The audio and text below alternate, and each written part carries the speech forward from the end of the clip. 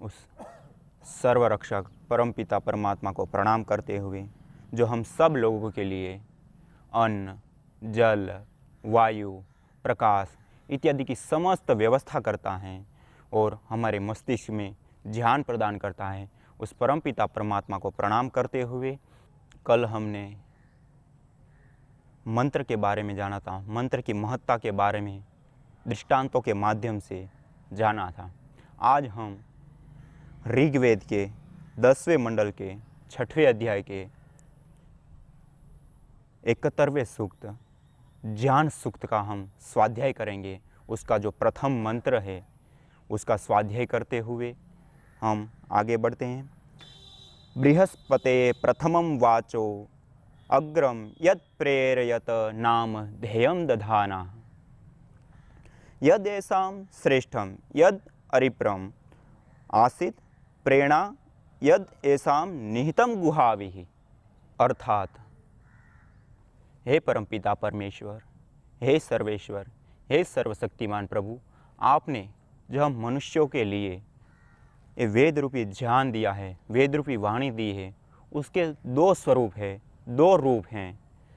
प्रथम और जो मुख्य रूप हैं शब्द रूप, ध्वनि रूप, जिनको हम मनुष्य लोग इस संसार में वस्तुओं का नाम उच्चारण करके व्यवहार में प्रयुक्त करते हैं, ये वाणी का शरीर मात्र रूप है।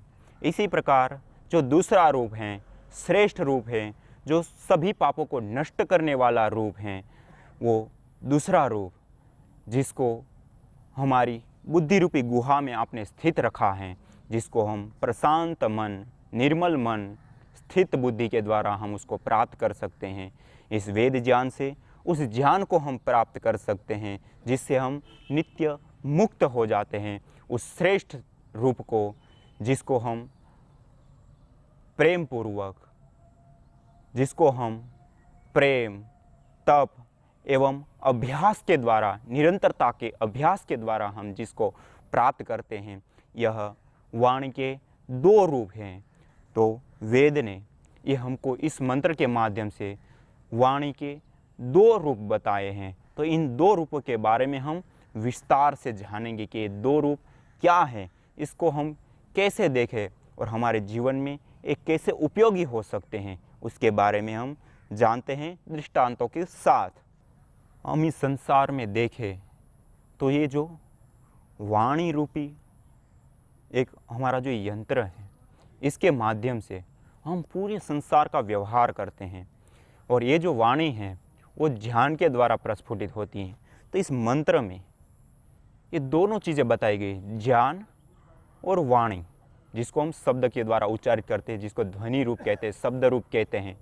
तो ये जो दो चीज़ें हैं उनके बारे में हम विस्तार से जानेंगे। तो इसमें जो ये वाणी रूप है हमारा, ये जो वाणी रूप है उसी के कारण ये संसार संचालित होता है। हम कल्पना कर सकते हैं जब ये वाणी ना हो तो हम परस्परता का जो व्यवहार है, सामाजिक व्यवस्था, औद्योगिक व्यवस्था, शैक्षणिक व्यवस्था, ये सारी जो बड़ी बड़ी व्यवस्थाएं दिखाई देती हैं, या फिर जो टॉप लेवल के जो विशेष कोई वस्तु दिखाई दे, तो वहाँ सब जगह पर ये वाणी की अद्भुतता हमको दिखाई देती है। इस वाणी का प्रयोग ही सब जगह पर दिखाई देता है। इसलिए इस वाणी का बखान करते हुए शास्त्रों में भी, काव्य दर्शन में भी कहा है, जैसे काव्य दर्शन के ऋषि कहते हैं कि इदम अंधनतमः कृत्स्नम जायेत भुवनत्रयम् यदि शब्दह्यम ज्योतिरास संसारम न दीप्यते। अर्थात जो ये पूरा संसार है उसमें हम जो वाणी का प्रयोग करते हैं, ये जो वाणी है उसी के कारण ये पूरा संसार प्रकाशित होता है।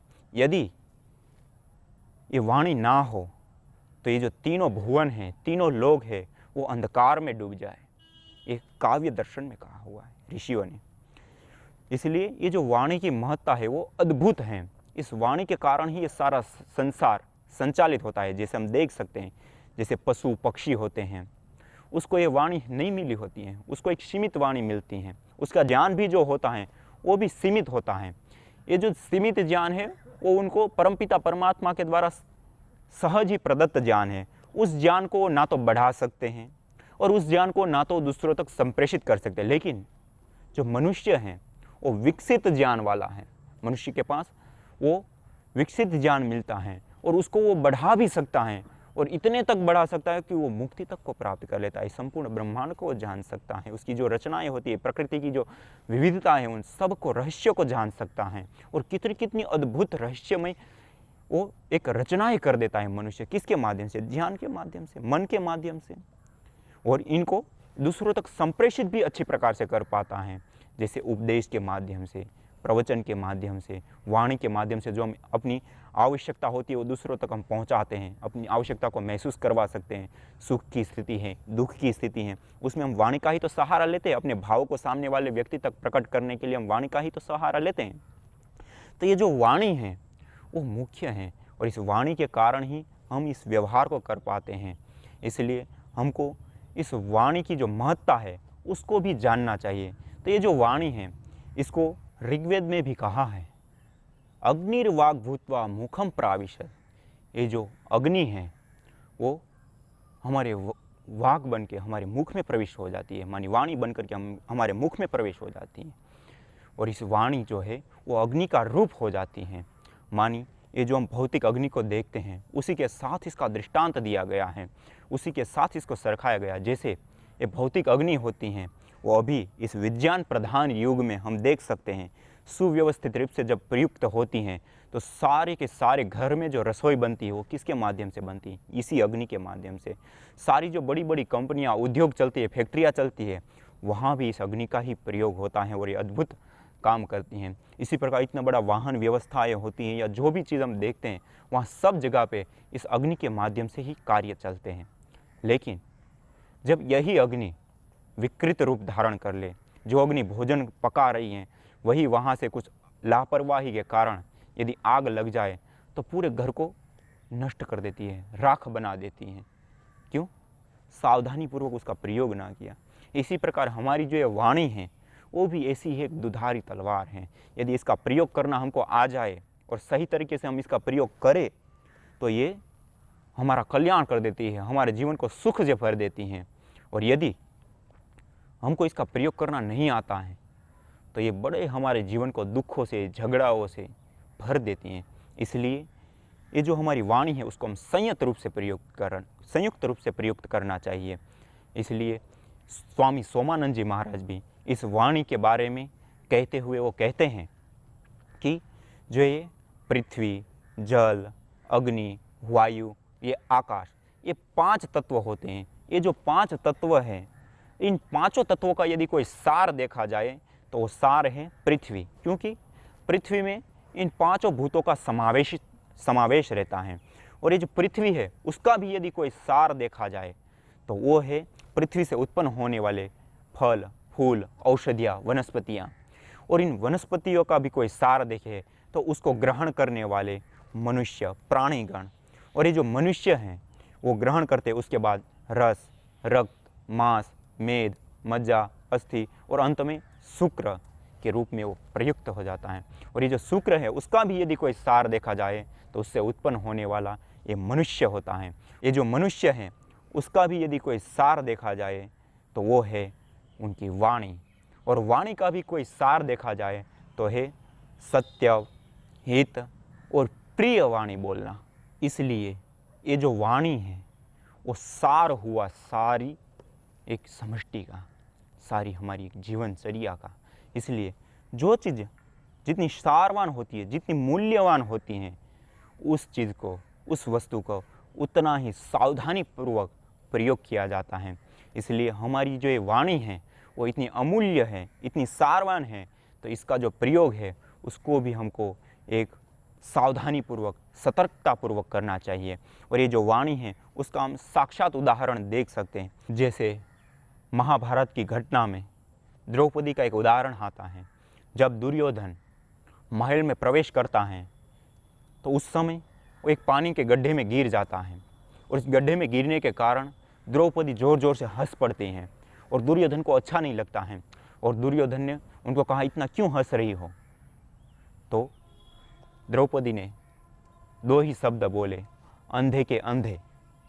और वो जो 2 शब्द बोले वो उनको लग गए दिल में, और जो वो दिल में लग गए उस शब्दों के कारण वो इतना नीच कर्म में उतर पड़ा कि इतना बड़ा महाभारत का युद्ध हुआ, उसके चीरहरण के लिए वो तैयार हो गया भरी सभा में, और इतने बड़े दुष्कर्म और इसके साथ साथ इतना बड़ा विनाश का कारण हुआ। उनके सारे 100 जो भाई थे वो 100 भाइयों का विनाश का कारण बना। इस तरह से और भी कई सारे योद्धाओं का विनाश का कारण बना। इतना बड़ा युद्ध रच दिया। उसका मूल कारण देखा जाए तो क्या था? ये 2 शब्द ही तो थे जो उनको लग गए। तो ये जो वाणी है उसकी हम अद्भुतता देख सकते हैं। इस वाणी का जो प्रयोग हम करते हैं उसका परिणाम हम देख सकते हैं। इसलिए तो कहा है यजुर्वेद में, कस्य मात्रा न विद्यते। क्या चीज़ है ऐसी जिसकी कोई मात्रा नहीं होती है? ऐसा प्रश्न करा जाता है।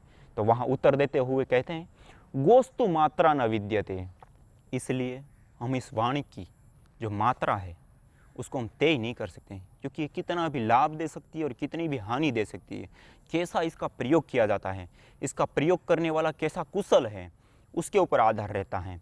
जैसे कोई लड़ाई करने वाला, तलवार चलाने वाला, वो तलवार कैसी भी हो, लेकिन उसका जो चालक होता है वो कितना दमदार है, उसके अंदर कितनी प्रैक्टिस है, उसके अंदर कितनी बुद्धि है, कितनी शक्ति है, कितना सामर्थ्य है, वो मायने रखता है।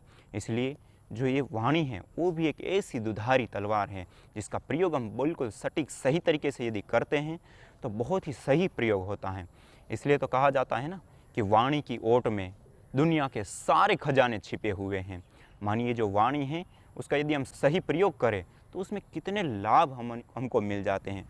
और ये वाणी जब हम अहंकार से युक्त होकर के बोलते हैं, हम जब व्यवहार में प्रयुक्त करते हैं इस वाणी को और अहम भाव से युक्त होकर के करते हैं, दूसरों को नीचा दिखाने के लिए करते हैं, दूसरों को पराजित करने के लिए जब इस वाणी का हम प्रयोग करते हैं, तो इससे हमारी जो प्रियता उसके साथ होती है वो नहीं रहती, वो हमारी प्रियता उससे हटती चली जाती हैं।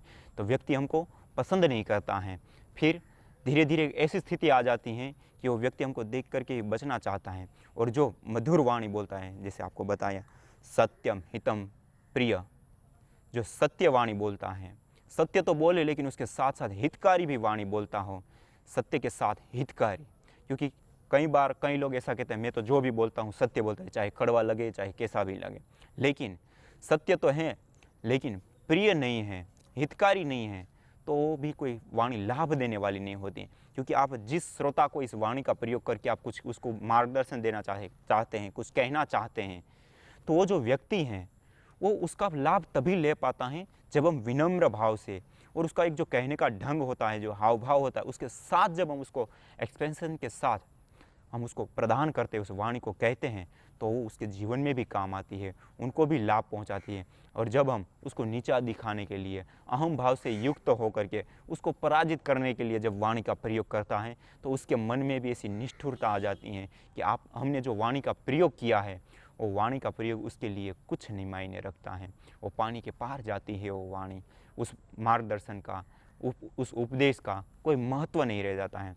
इसलिए सत्यवाणी तो बोले लेकिन हितकारी भी हो उस व्यक्ति के लिए, और हितकारी तो हो लेकिन उसके साथ साथ प्रिय लगने वाली भी वाणी हो। और जो व्यक्ति ऐसी वाणी बोलता है उसको सब लोग प्रेम करते हैं, उसके पास बैठना चाहते हैं, उसकी वाणी को सुनना चाहते हैं, उसके कहे हुए उपदेश या उसकी कही हुई बात को मानना चाहते हैं, उसके अनुसार चलना भी चाहते हैं, और इसके साथ उसकी प्रियता भी बढ़ती हैं। तो इसलिए हमारी जो वाणी होती हैं उसको अहम भाव से युक्त नहीं रखनी चाहिए, दूसरों को नीचा दिखाने के लिए प्रयुक्त नहीं करनी चाहिए। और ये जो वाणी है उसका जो प्रयोग है वो हम जब सावधानीपूर्वक और सही तरीके से करें तो इस वाणी का इतना बड़ा हमको लाभ मिलता है।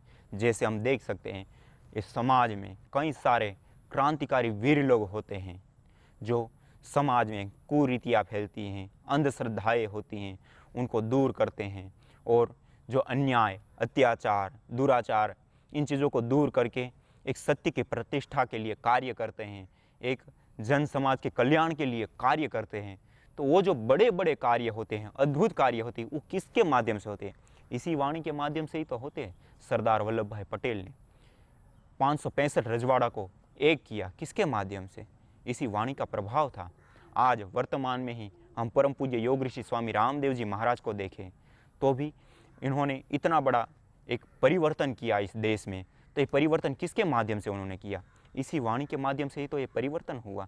और इसी के साथ साथ आगे भी जो कार्य कर रहे हैं बहुत व्यापक रूप से, वो कार्य भी किसके माध्यम से कर रहे हैं? इसी वाणी के माध्यम से ही तो कर रहे हैं।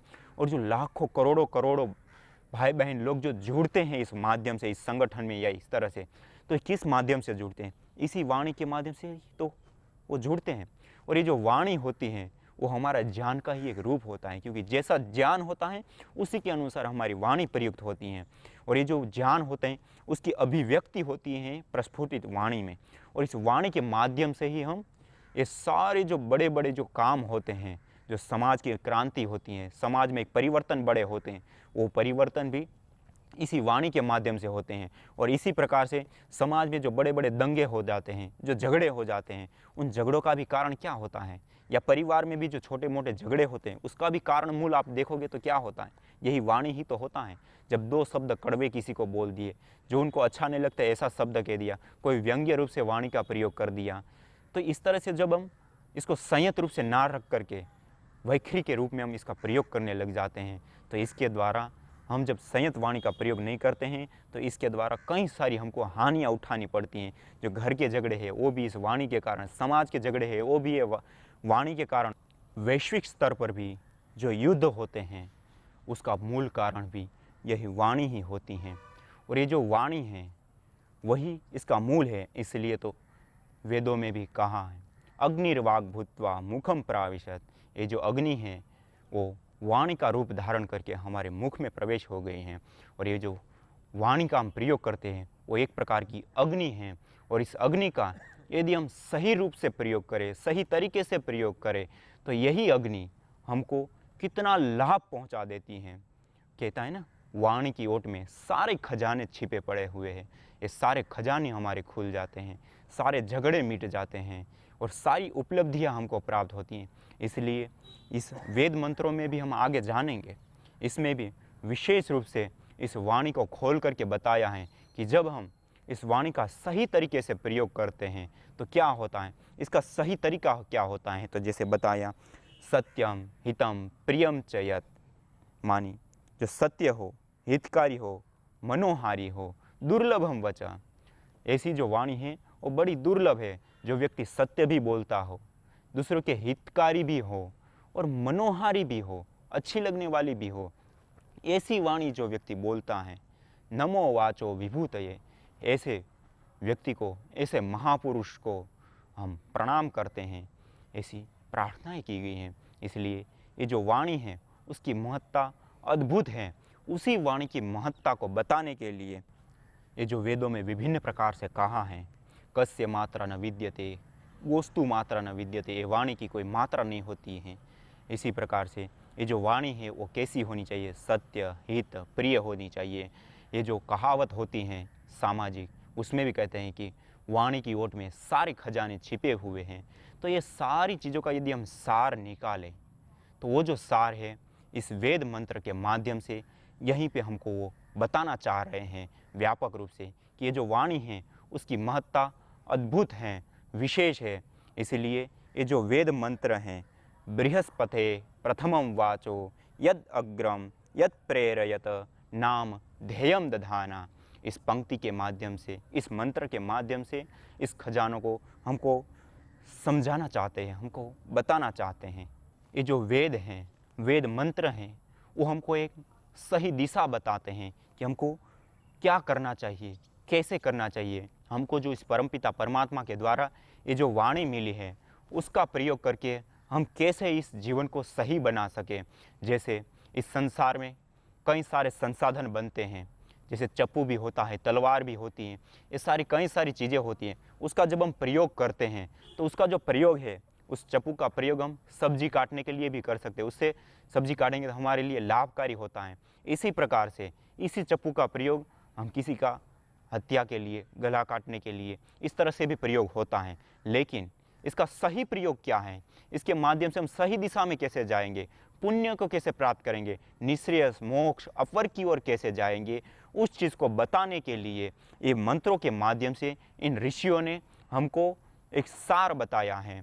हम इस वाणी का प्रयोग कैसे करें। ये जो वाणी है वो इतनी अद्भुत हैं कि ये सारे संसार में होने वाले जो अद्भुत कार्य है, क्रांति हैं, जो अन्याय, अत्याचार इत्यादि के सामने जो क्रांतियाँ महापुरुष करते हैं, उसका माध्यम भी ये वाणी बनती हैं। इसी प्रकार जो बड़े से बड़े घर में या फिर परिवार में या फिर समाज में या वैश्विक स्तर पर जो युद्ध होते हैं, उसका भी कारण यह वाणी बनती है। किसी के साथ हमारी मित्रता होती है तो उसका कारण भी यह वाणी होती है, किसी के साथ हमारी दुश्मनी होती है तो उसका कारण भी यह वाणी होती है। इसलिए ये जो वाणी है उसका प्रयोग हम कैसे करें, ये जो वाणी है उसको हम किस तरह से सदुपयोग कर सकें और हम अपने जीवन को इन दुखों से, इन दर्दों से, जो इस वाणी के माध्यम से हमारे जीवन में आने वाले दुख, दर्द, कष्ट, बाधाएं, पीड़ाएं हैं, उसको हम कैसे दूर कर सकें और इस वाणी का प्रयोग करके हम अपने जीवन को कैसे सार्थक बना सकें, इसी के लिए इस वेद मंत्रों में संदेश दिया गया है।